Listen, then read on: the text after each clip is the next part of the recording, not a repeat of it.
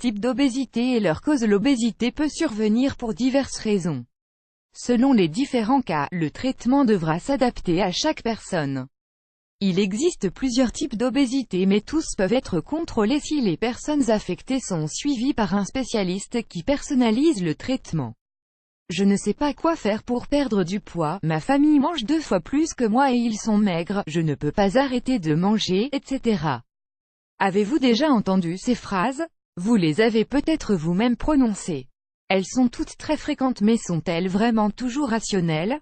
En effet, et il existe plusieurs types d'obésité et chacun d'eux répond à des causes différentes.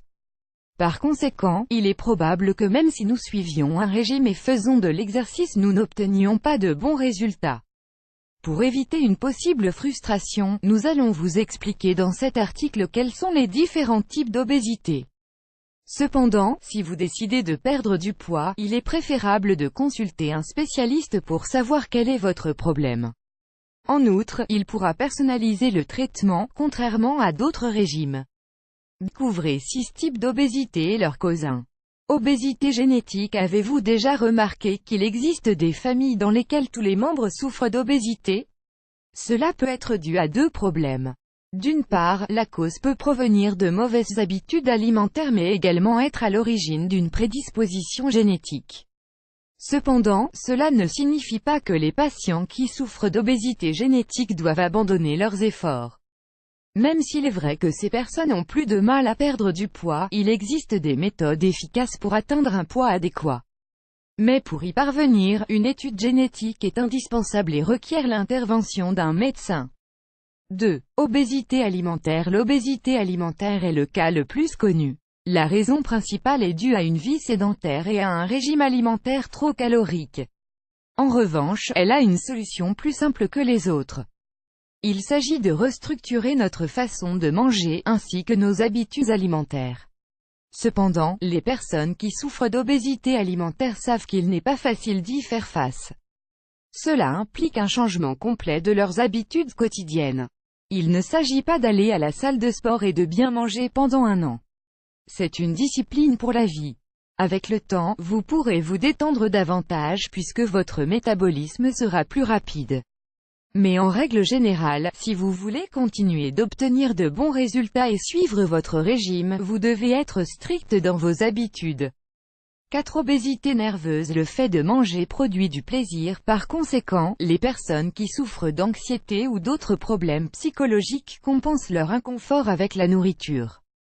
En général, elles ont tendance à opter pour des produits qui ont le plus de sucre et de graisse. En ce sens, il est préférable de réaliser en même temps le régime alimentaire et la thérapie prescrite. Le psychologue ou le psychiatre nous aidera à gérer ces pics de tension et à canaliser l'énergie d'une autre manière. Pour ces patients, le processus est très compliqué, car ils doivent abandonner l'une de leurs rares sources de bien-être. Lisez aussi article « Mon enfant souffre de surpoids. Que puis-je faire ?» 5. Obésité endocrinienne. L'obésité endocrinienne est provoquée généralement par l'hypothyroïdie et l'hypocorticisme. Le système endocrinien ne fonctionne pas comme il le devrait et cela déclenche un déséquilibre hormonal. Dans le premier cas, la glande thyroïde ne produit pas assez d'hormones pour métaboliser de manière correcte les aliments.